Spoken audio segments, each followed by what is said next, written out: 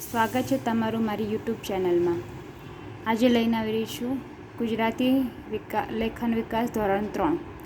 આગળના ચેપ્ટર આપણે જોયા. હવે આપણે ચેપ્ટર જોઈશું 15, આપણો રાષ્ટ્રધ્વજ.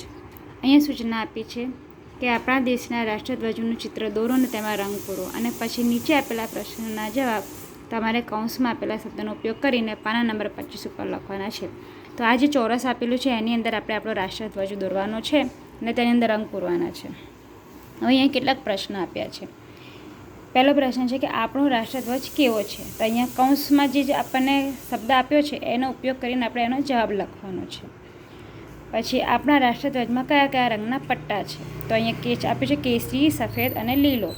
પછી આ રંગો શું સૂચવે છે. તો વીરતા, કેસરી રંગ વીરતાનું પ્રતીક, સફેદ શાંતિનું પ્રતીક, લીલો આબાદીનું પ્રતીક, અશોક ચક્ર સતત પ્રગતિ અને બધા ધર્મ પ્રત્યે આદરનું પ્રતીક. ચોથો છે આપણે રાષ્ટ્રધ્વજ ક્યારે ફરકાવીએ છીએ. તો અહીંયા છે રાષ્ટ્ર તહેવાર એટલે કે 15મી ઓગસ્ટ અને 26મી જાન્યુઆરી. પછી છે આપણે ધ્વજવંદન વખતે કયું ગીત ગાઈએ છીએ. તો જનગણ મન ગાઈએ છીએ.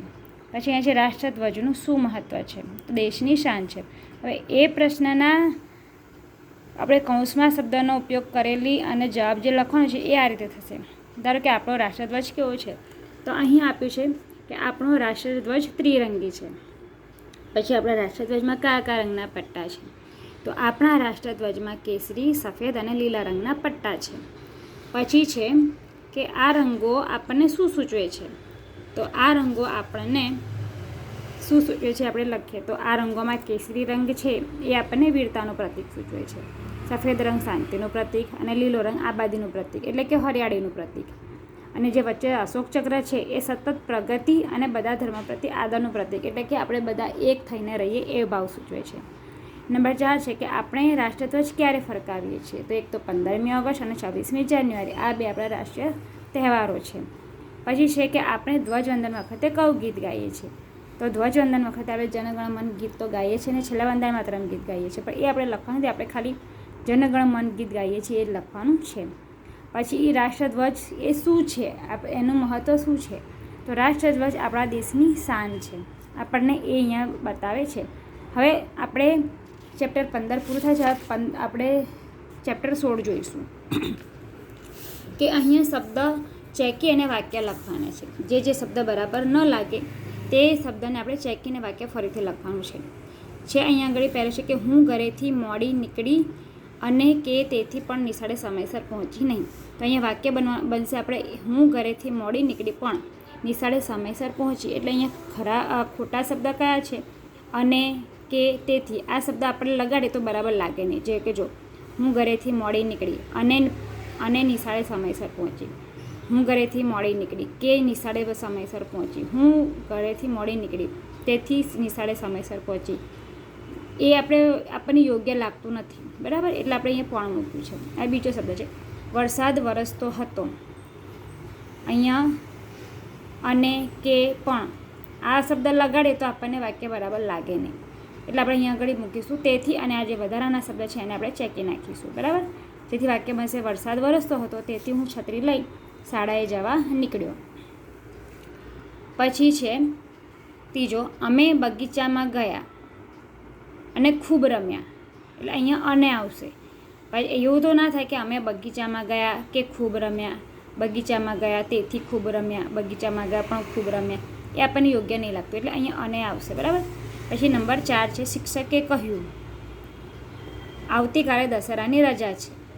તો અહીંયા શિક્ષકે કહ્યું અને, શિક્ષકે કહ્યું તેથી, શિક્ષકે કહ્યું પણ, તો અહીંયા એ આપણને યોગ્ય લાગતું નહીં, એટલે અહીંયા આપણે કે મૂકીશું. નંબર 5 છે કે રોશન ડાક્ટરે આપેલી દવા લે છે પણ ખોરાક તો સરખો લેતો નથી. બરાબર, તો અહીંયા આપેલી દવા લે છે અને પણ ખોરાક સરખો લેતો નથી, કે સરખો ખોરાક લેતો નથી તેથી ખોરાક સરખો લેતી નથી, એ બરાબર લાગશે નહીં.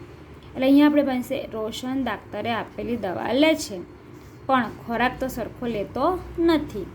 હવે અહીંયા નંબર આગળ છે કે તે રોજ નવા કપડાં પહેરવા માંગે છે પણ ભણવામાં ધ્યાન આપતો નથી. આપણે અહીંયા પણ મૂકીશું અહીંયા એવું તો લાગે નહીં કે તે રોજ નવા કપડાં પહેરવા માંગે છે અને ભણવામાં ધ્યાન આપતો નથી કે ભણવામાં ધ્યાન આપતો કે તેથી ભણવામાં ધ્યાન આપતો નથી. તો અહીંયા આગળ આપણે પણ મૂકીશું કે એને રોજ નવા કપડાં પહેરવા જોઈએ છે પણ એનું ધ્યાન ભણવામાં છે નહીં. તો અહીંયા આપણે 16મું ચેપ્ટર પણ અહીંયા પૂરું કરીએ છીએ. હવે આપણે ચેપ્ટર નંબર આગળ જોઈશું. ચેપ્ટર નંબર છે 20. તો અહીંયા ચેપ્ટર નંબર 20ની અંદર પઝલના નામ આપ્યા છે, એટલે કે પઝલ આપ્યું છે આપણને અને ઘણા બધા અક્ષર આપેલા છે. એ અક્ષરમાંથી આપણે પ્રાણીઓના નામ, પક્ષીઓના નામ, ફૂલોના નામ, તહેવારોના અને ગુજરાતી મહિનાના નામ આપણે શોધવાના છે. તો અહીંયા આગળ પહેલો શબ્દ આપણને આપ્યો છે કે વાઘ. તો વાઘ એ શું છે? તો પ્રાણી. તો આપણે અહીંયા લખીશું વાઘ, બરાબર છે. પછી એવી જ રીતે આપણે શબ્દ શોધવાનો છે બીજો, તો સિંહ, બરાબર છે. તો અહીંયા સિંહ શબ્દ શોધીને આપણે અહીંયા આગળ ચોરસ કરીશું. પછી બીજો શબ્દ આપણે અહીંયા શોધીશું કે રીંછ, બરાબર. તો અહીંયા આપણને બને છે રીંછ, તો અહીંયા રીંછ લખીશું. પછી અહીંયા હાથી બને છે તો હાથી લખીશું. પછી અહીંયા શિયાળ બને છે તો આપણે શિયાળ લખીશું. એ રીતે 5 પ્રાણીઓના નામ અહીં આપણે લખી નાખ્યા છે. એ જ રીતે પક્ષીઓ, તો કાગડો, કોયલ, ચકલી, પછી છે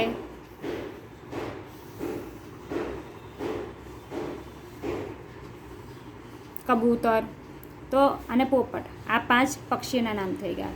પછી છે ફૂલો, તો પહેલું છે ચંપો, પછી છે કમળ, પછી ગુલાબ, મોગરો અને રાતરાણી. આ થઈ ગયા 5 ફૂલોના નામ. હવે 5 તહેવારોના નામ લખવાના છે. તો રક્ષાબંધન આવી ગયું, પછી અહીંયા આવશે શિવરાત્રિ આવી ગયું, પછી અહીંયા આવશે હોળી, અહીંયા આવશે જન્માષ્ટમી અને અહીંયા આવશે દશેરા. તો આ 5 તહેવારોના નામ થઈ ગયા. પછી અહીંયા આગળ છે મહિનાના નામ. તો આપણે મહિનામાં પહેલાં જોઈશું આપણે કારતક, પછી આવશે માગશર, પછી આવશે પોષ, પછી મહા અને પછી ફાગણ. આપણે ક્રમમાં નામ લખ્યા છે. અહીંયા મેં પહેલાં શોધી નાખ્યા છે ને પછી તમને મેં વિડીયો બતાવ્યો છે, પણ તમારે આ પ્રક્રિયા જાતે કરવાની છે. બહુ સહેલું છે, તમે કરશો એટલે તમને આવડી જશે. એટલે આ રીતે આપણે અહીંયા આ 20મું ચેપ્ટર પણ પૂરું થાય છે. તો મિત્રો, તમને મારો વિડીયો કેવો લાગ્યો? જો મારો વિડીયો તમને ગમ્યો હોય તો મારી વિડીયોને લાઈક કરજો, શેર કરજો અને મારી ચેનલને સબસ્ક્રાઈબ કરજો. અને આવા જ વિડીયો જોવા માટે મારે કમેન્ટમાં જરૂરથી જણાવજો. જય શ્રી કૃષ્ણ.